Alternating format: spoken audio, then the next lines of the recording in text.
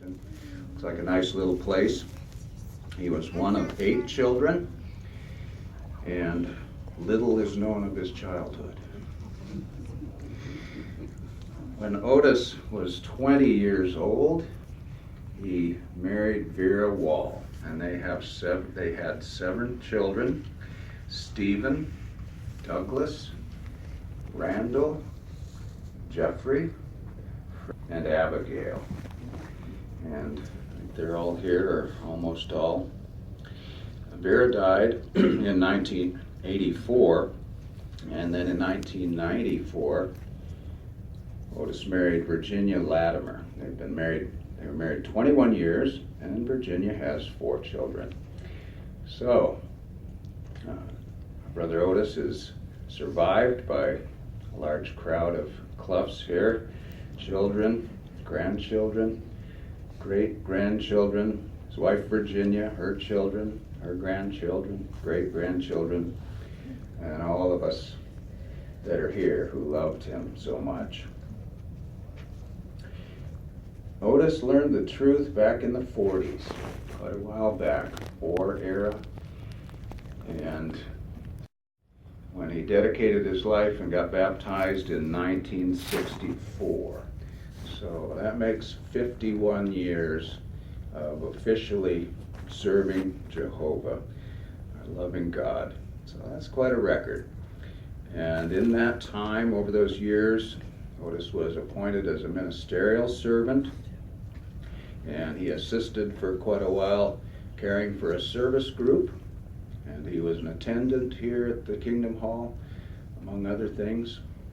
So he had an active life. He had some exemplary qualities too. I mentioned that he was a ministerial servant, so he took that seriously. He cared about the friends very much, very deeply. He did everything he could for them, helped them, encouraged them. He worked as closely as he could with the elders to do everything he could in Jehovah's service. He assisted in the service group, and so there was a special little bunch that he really tried to encourage and see where they were when they were gone, and really just tenderly express Jehovah's love for them. And as an attendant, if you've been here for any meeting for the past, I don't know how many years he's been here, you've probably seen Otis. He's probably shook your hand, greeted you with a smile, clap on the back.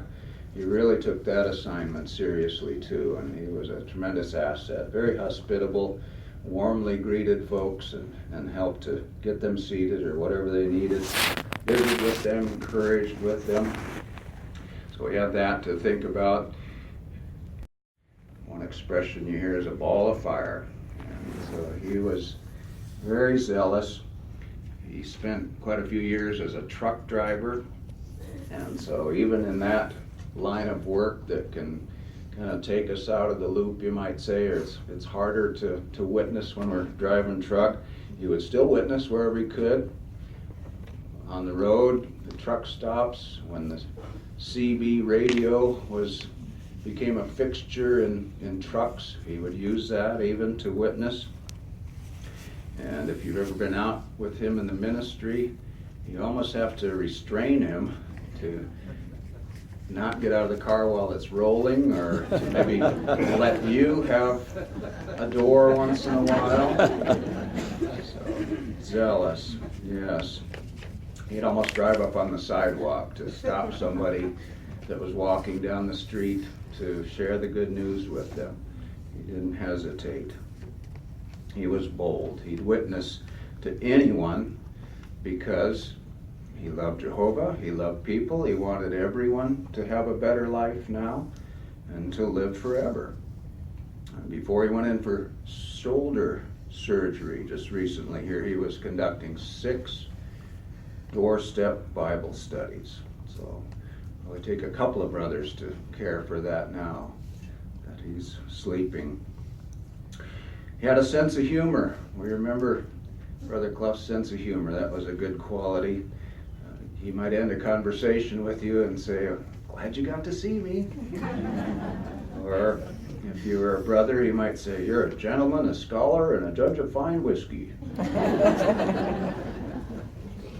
Sense of humor. His niece Molly said that after she had moved to Portland, Otis sent her a half-eaten peanut butter and jelly sandwich in the mail with a note saying that he wanted to have lunch with her. So the whole family and all of us have benefited from his sense of humor. All of the children have a sense of humor, and so it's a real blessing, those good qualities. We might especially focus on his ministry. He didn't hold back from preaching to anyone, including his family, and he'd surely be very happy that there's so many here today to listen to some of the things that he learned from Jehovah and from Jehovah's Book of Truth, the Bible. He'd probably give his own memorial discourse if that was possible. But what might he say? What did he believe? What hopes did he have? He knew that Jehovah is the Creator, the true God. He dedicated his life to Jehovah unreservedly. He knew that Jehovah was all-wise, always just, expressing perfect love, always using his power in the most appropriate way, to the proper degree.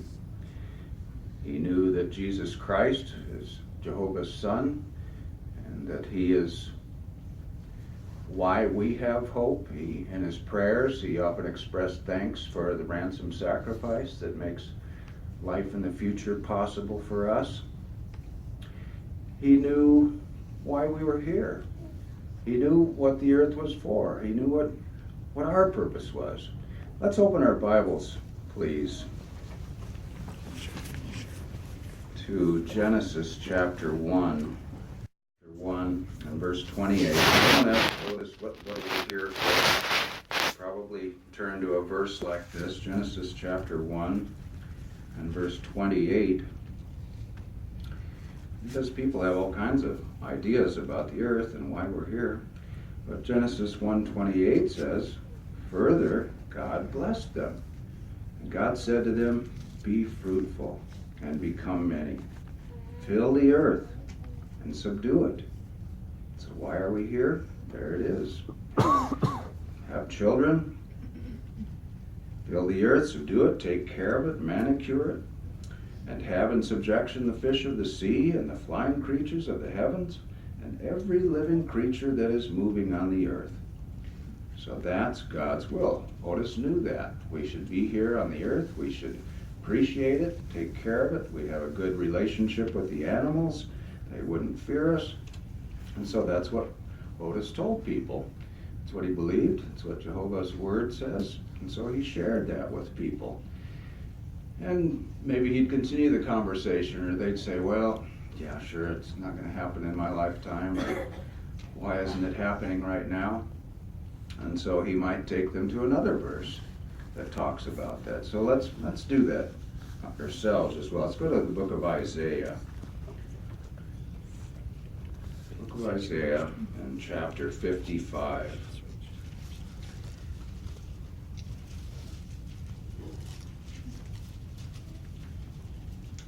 Isaiah chapter 55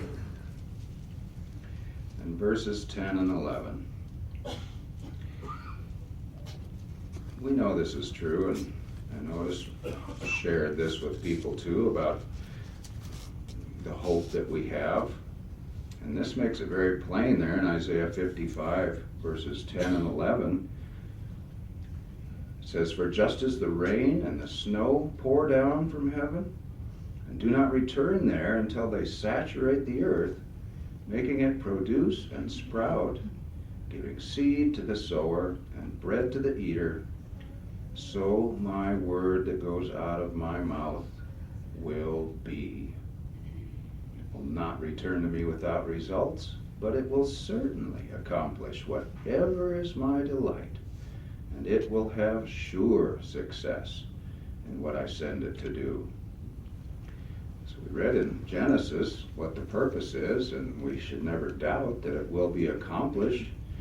And Otis believed that. We believe that. We share that. So we're encouraged by the hope that our brother had. Otis had many beliefs that were based on the Bible. He was out in the ministry with one of his daughters-in-law, and he met a woman with children whose husband had died quite recently.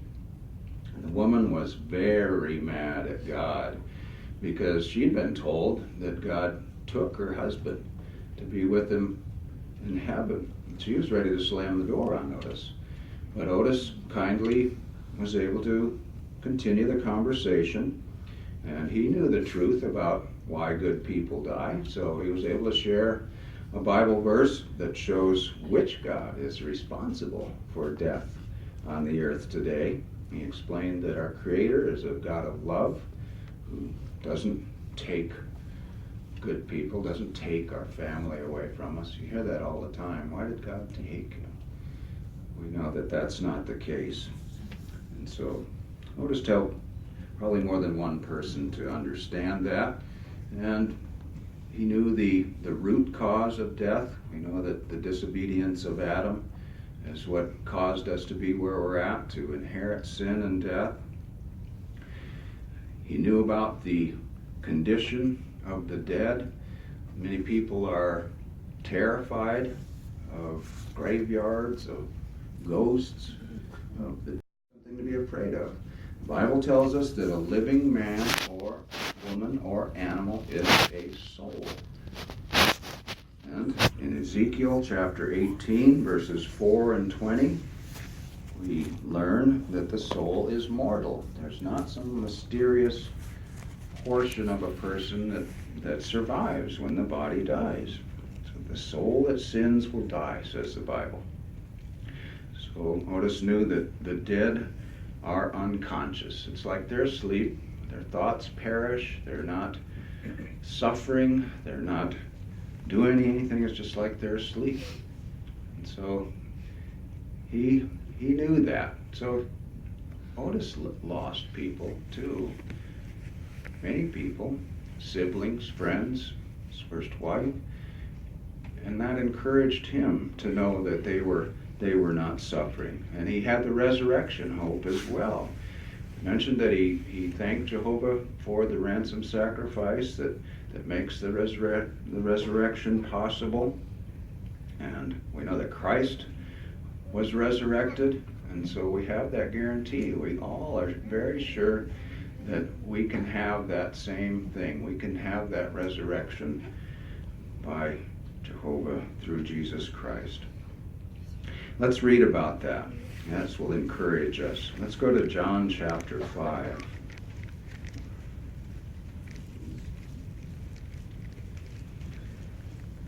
John chapter 5.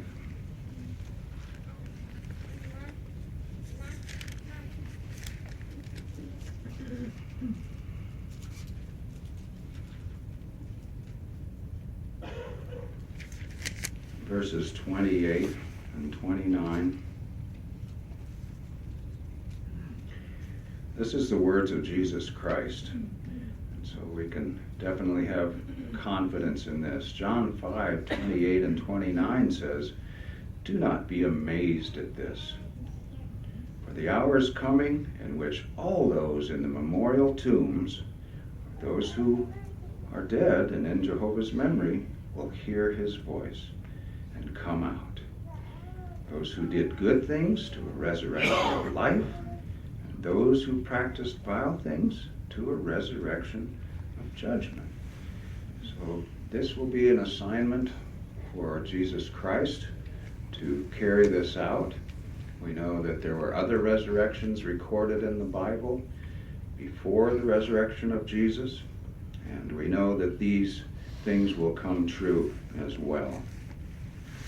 So these are some of the things that our brother Otis believed. This was his hopes, this is beliefs. He knew also about another resurrection that is where some are resurrected to heavenly life, the Bible, it talks about ones that will be resurrected to heaven to serve with Christ Jesus as kings and priests.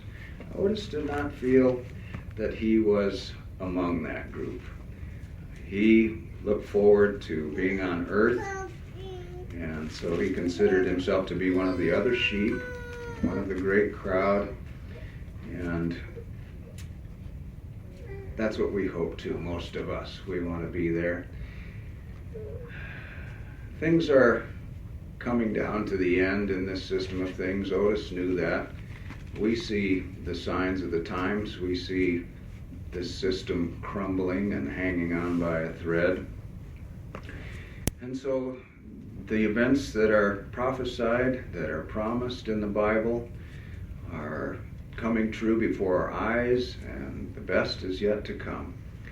We'll see those ones that we've lost. Armageddon is going to be the culmination of the end of this system of things, the day of Jehovah, the great day of Jehovah, when he battles against the governments that hate him, that do not want to be ruled.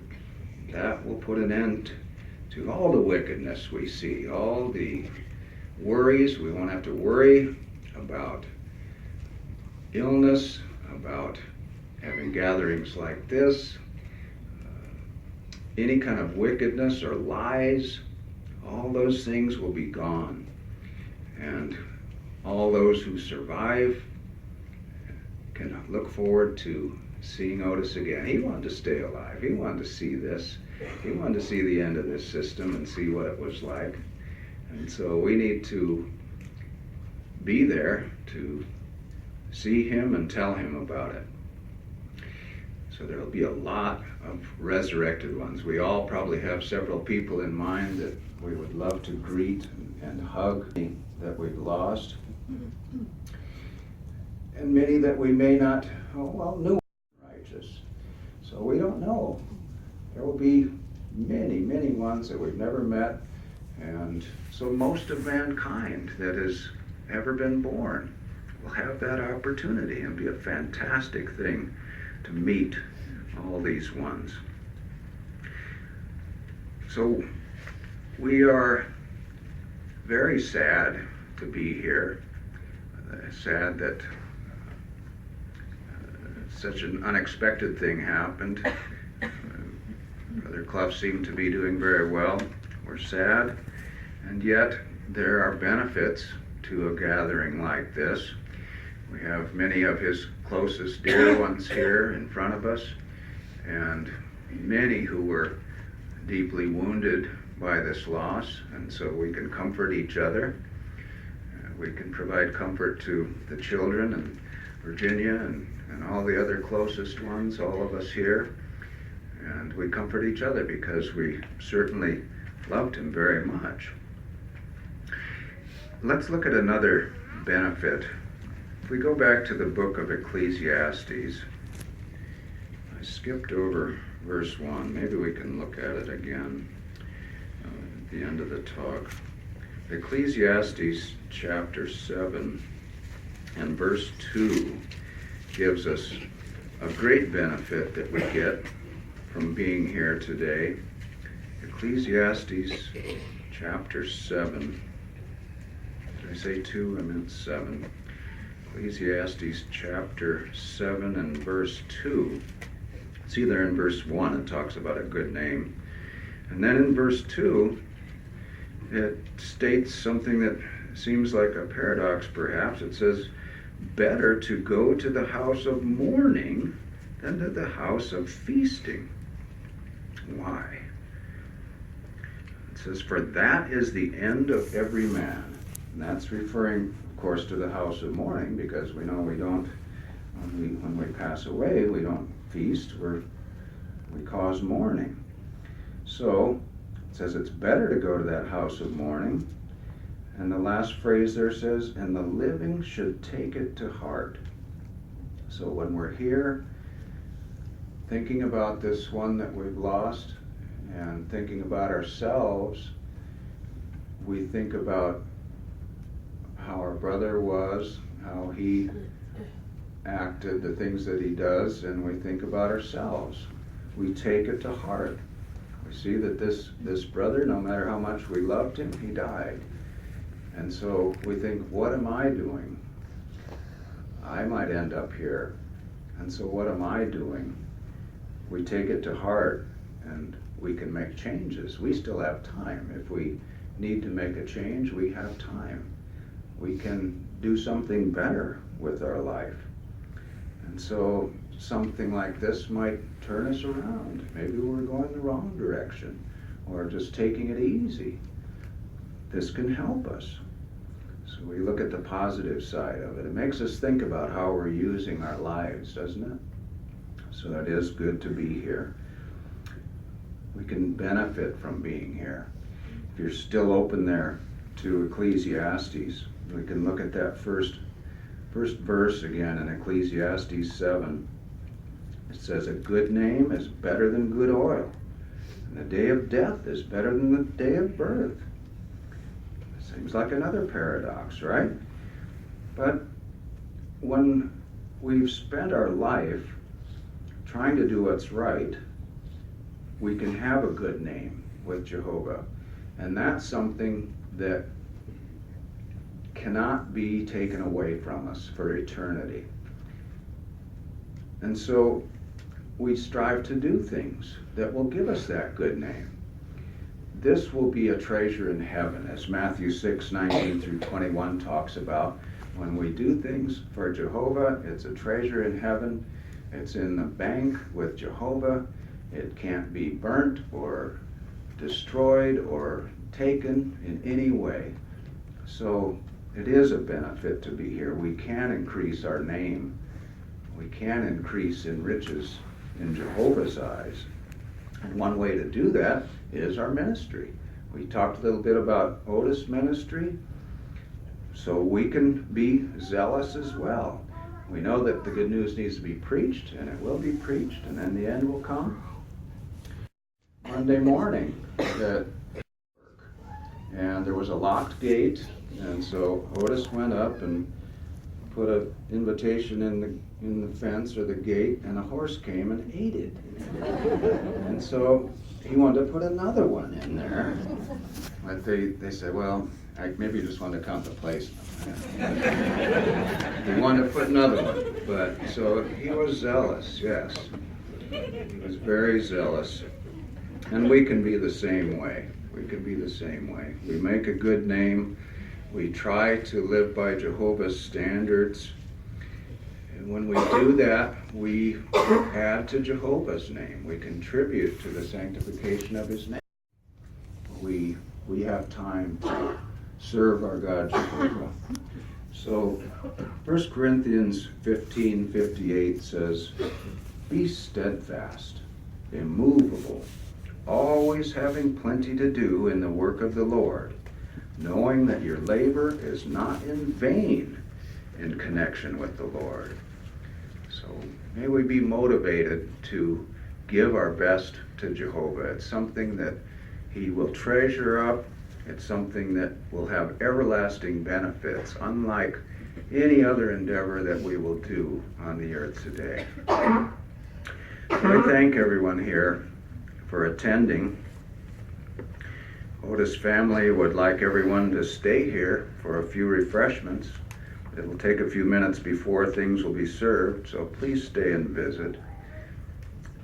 So we'd like to sing a song now. Hopefully you picked up the handout there on the table.